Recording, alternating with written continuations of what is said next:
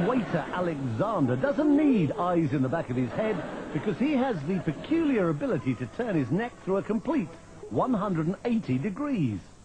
Normally the muscles and the vertebrae in the neck prevent that happening, but because of a peculiarity in his spine, Alexander has confounded orthopedic specialists for years. Many years ago, I started doing gymnastics, he says. That's when I noticed that my vertebrae seem to be very flexible and that I can turn my head farther than normal. I worked at it little by little, going a little farther each time, and one day I was able to turn my head all the way around.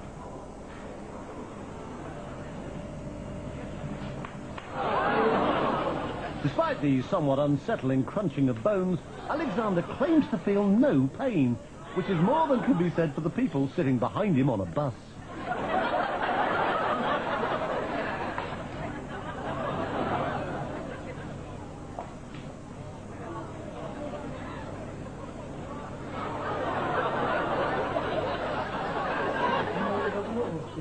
When I do it, it takes energy out of my whole body, he says. It requires 100% concentration.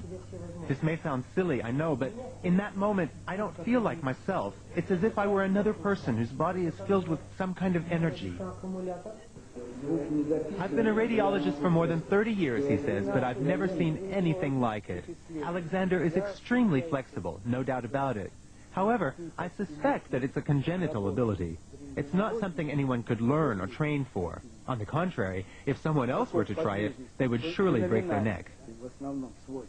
For me, it's absolutely normal and doesn't hurt at all.